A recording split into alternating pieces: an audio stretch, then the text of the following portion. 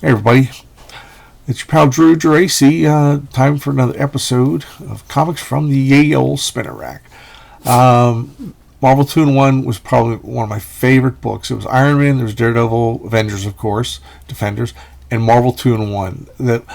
The Thing by himself or with a guest, it's such magic.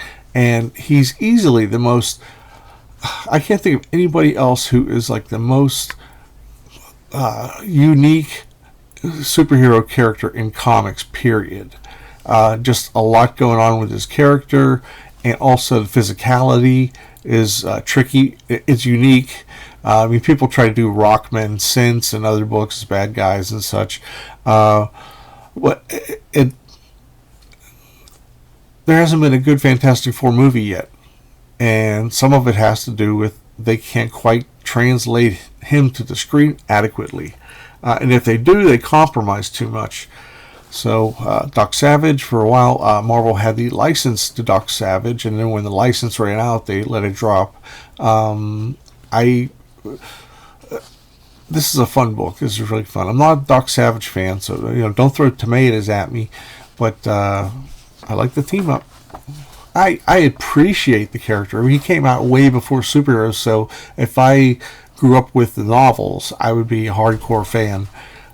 And we're starting off with Bill Mantlo writing. He floats around everywhere. And Ron Wilson, artist. And it drives me crazy that people think Ron Wilson is a shitty artist, because he's not. He had 2 runs of Marvel 2-in-1. He did like issue, I'm thinking like 10 through 40, and really good looking work. And Pablo Marcos inked a lot of it, which is great.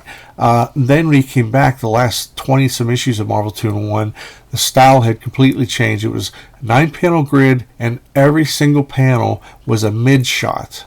It would be like, it basically would be like that. And I'm 100% certain that was a shooter directive, because he loved 9-panel grids, and unless he found favor in you, like Byrne and Sienkiewicz and Walt Simonson, who just really like exploded with their styles, he kind of had everybody stick to that 9-panel grid. And if you read any of his later stuff that he did with Valiant, Defiant, Broadway comics, it's all 9-panel grids, and they read boringly. Valiant was good because for a while, okay? I'll just put it that way. So, what I love about this, Benji's working out on some gizmo, weighs tons or whatever. So many issues start off with him working out, which I like, because he really didn't have an outside life. He had Alicia, sometimes he'd go to a ball game, something like this. But he was always working out. In each issue, it would be a different contraption that would test his strength. And you look at it and it seems absurd, but I liken it to Kirby giving Odin different helmets every other issue, or every issue. And I did an episode on that on my other channel, just called Drew Geraci. But I'm planning to expand that. I kind of think I cut it short. So it is a Man of Bronze. And Pablo Marcos, I love his inks. You have to bear with me with the coloring is really crap. It's so heavy. Well, when you're a kid, you don't think of that kind of stuff. If you're really into comics, anything could suck you in. So, this is like a parallel. It's maybe 60 years difference, or 50 years. So, and there's a reason for that later on. And so this is going on like the same day, the same time, just decades apart. And it continues to do that. And what's cool is not a lot of people did that. That was really imaginative. I like that. And what's really amazing is that you just don't see that kind of stuff anymore. I mean, usually you see one establishing image, but then there's another one. And all that perspective is great.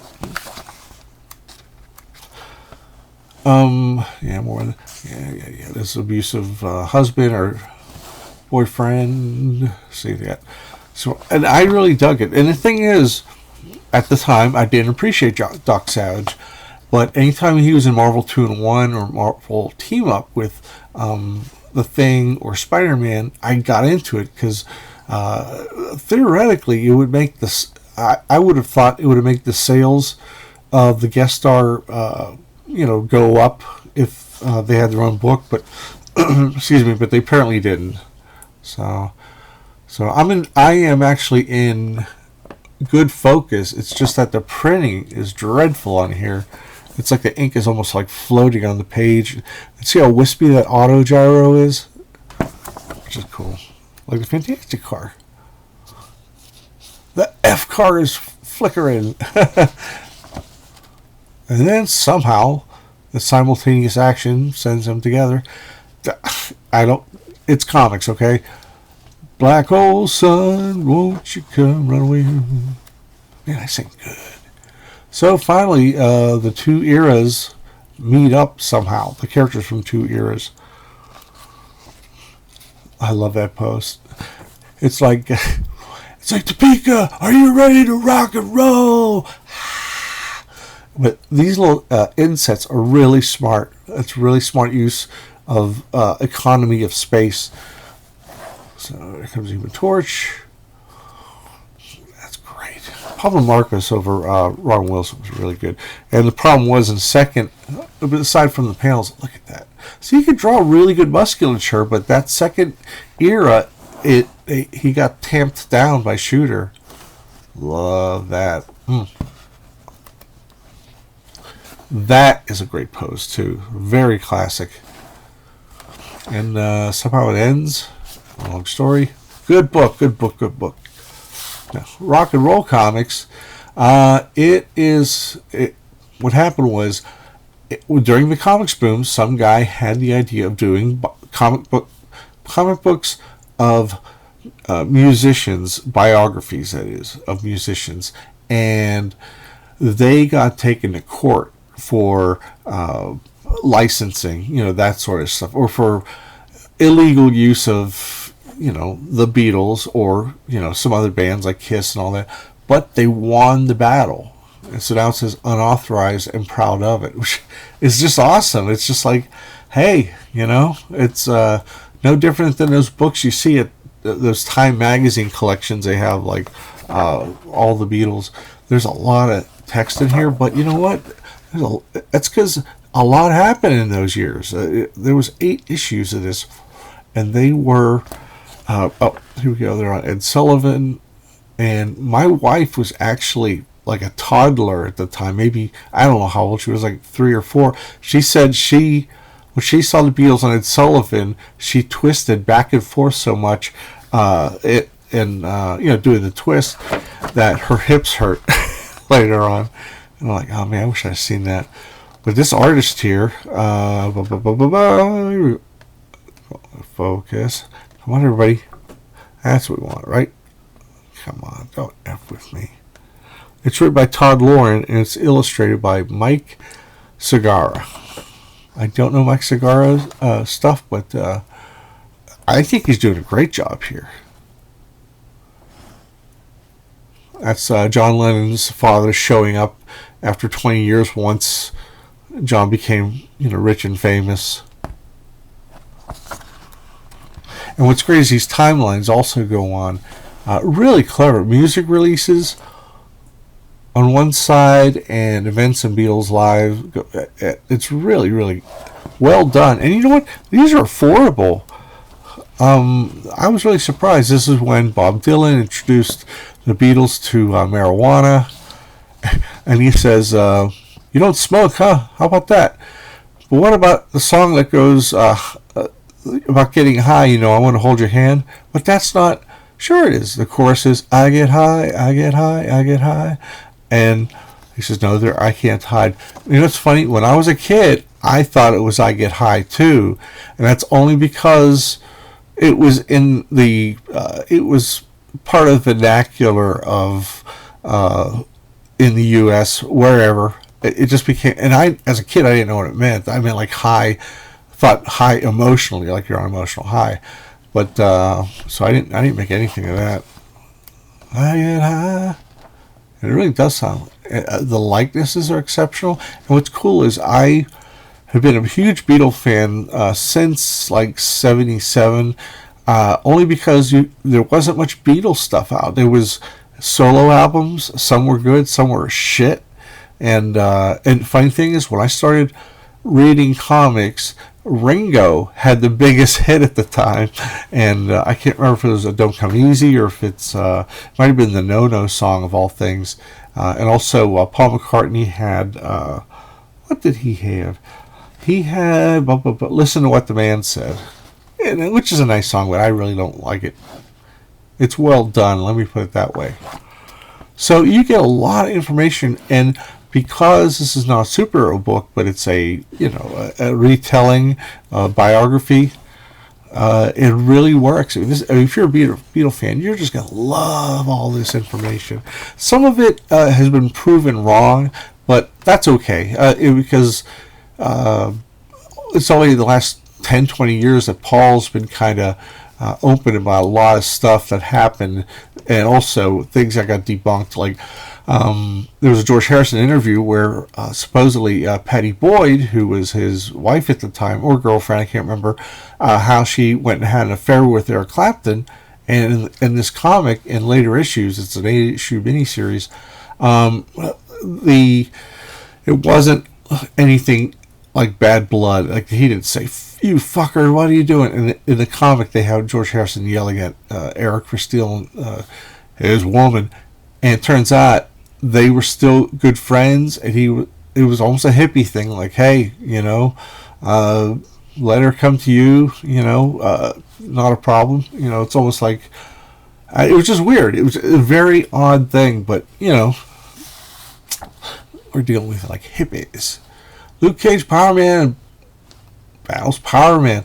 I loved him because he was in one of the early books I read called Marvel Triple Action, which reprinted the issue where Power Man and the Enchantress discredit the Avengers.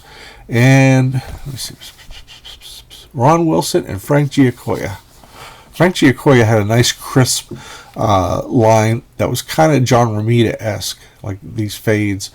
And I remember this was one of the early books I bought, and right away I thought, oh, it's so cool. I know him, I don't know him, but I like his outfit.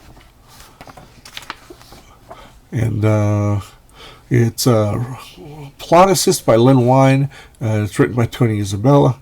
Ron Wilson, inked by Vinnie Coletta. He's everywhere. There's Tom Warzikowski on the letters. Very early Tom Warzikowski. And there's those little things I love. The Savage Sword of Conan 1, now on sale.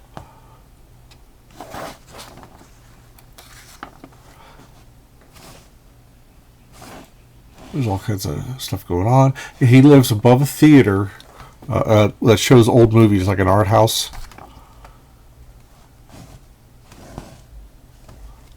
How's that for staging? People were getting out of the theater, and by the time you got here, Cage, my name is Power Man. Look at the shadow on the movie screen. That is friggin' awesome. Really good stuff.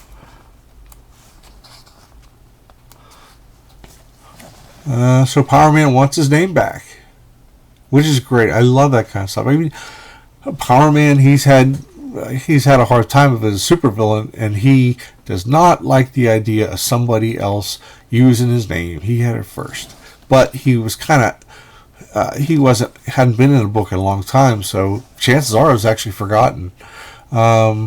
He dropped some sandbags, and what's so funny about it, this is one of those typical comic things. He should have said, "Oh no, sweet Christmas," whatever. Bam! Instead, he has a bunch of words that would not come out in the time those bags were coming down. Sweet sister. That old movies. What old movies has that moron been watching? Nobody does the old sandbag gimmick. I would turn into a nostalgia buff. Oof. It's awful. But it's very Silver Age, and and Bronze Age. Good stuff. Runs across this little girl, and Power Man just like really he grabs the lighting section, Uh,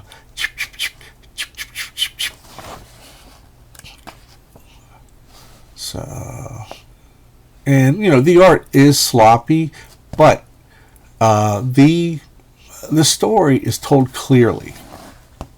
Love that. He grabs the screen like a battering ram. Bachoom. Again, this is 74 when they would do, artists would only do 16 pages, and one of the pages had to be tilted sideways, and you'd put 2 pages on there because they were trying to save money. That's why you get big, fat, thick lines and big old ass there. Hey, I'm going to kick your ass. Love that.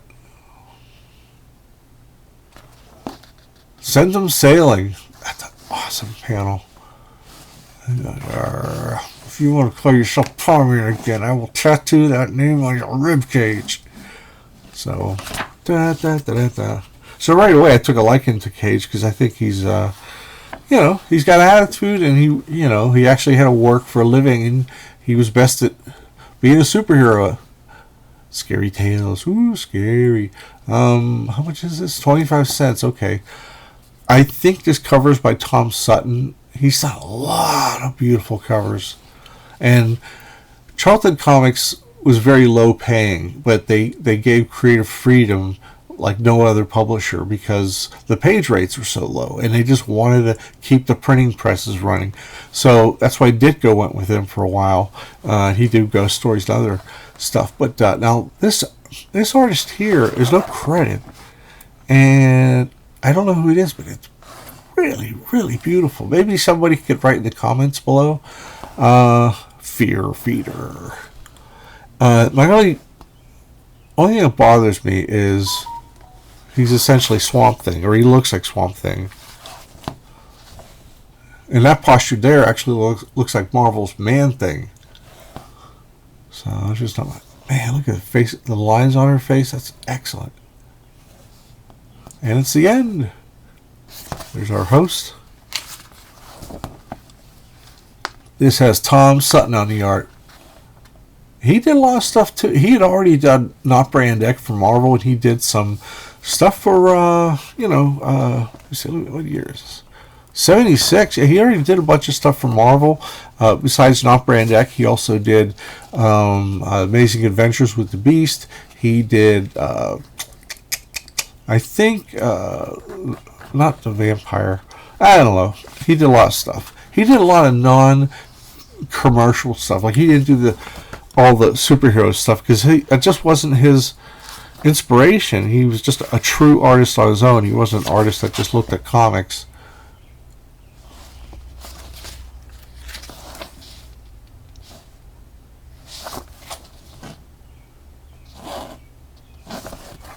It's a little wonky, but she's supposed to be an older woman, and I guess she's upset about something. Castle of Fear. Learning the secret powers of the deadliest killers in the Orient. Space 99, baby. Okay, here we go. With Joe Staton on the art. George Wildman writing. And, Joe Gill. He had the Guinness Book of World Records of writing the most comic books, him and Robert Kanigher. And recently, I'm pretty sure Chuck Dixon has surpassed that. There's been speculation about it. It's hard to find all the Gill stuff, but Chuck has been doing comics forever, and he's very, he puts out prolific. That's the word I was scrambling for. This is the reproduction that came out recently. I bought this early 77, I think. Yeah. And because at this time I was collecting Marvel #1s. And half of it was thinking, ooh, investment, because Howard the Duck went up. But then the other thing was I just plain liked collecting #1s because it gave me an idea what the series may turn into. 1977. Here's the thing, though. The costume's pretty cool. It actually got some changes before the final version. I don't know who did this, but it looks like Tom Palmer on the inks. I think it's Shaken and Palmer, actually, now that I study a little more. So there you go, Star Wars. And it looks really nice on this paper. The Shaken art's good. When it first came out, I was like, this doesn't have the Marvel sheen, doesn't have the house style. So I was just learning about Howard Chaykin. Okay, Princess gets captured. It's just beautiful art. And all the problem is, Howard Chaykin had said himself that the movie hadn't been out. This came out like 4 months, more than 4 months ahead of the movie. So they had to go with stills, with half-shot scenes. It was an incomplete movie, and so this first issue, whew, it's a lot of this,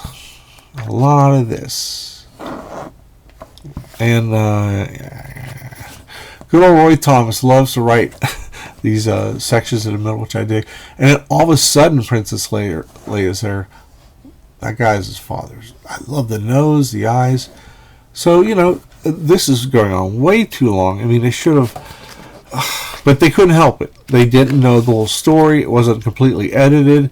They were just given the basics. So they started off with the earlier scenes that were already finished. So it's only like one of the last pages that things actually happen.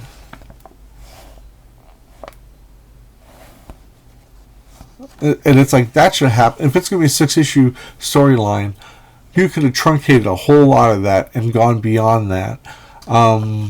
Because later on, the issues are more, they tend to be better paced because it's getting closer to the time of the movie. And so yeah, it's very weird. And then I did pick up issue 4 that came out with, it was Chaykin and I think Rick Hoberg, and it had action in it too. That was it. But and I never bought the issue after the movies because Roy Thomas kind of did some silly stuff like the green, what was it? The green, there was some green bunny rabbit, character who was in a suit and all that.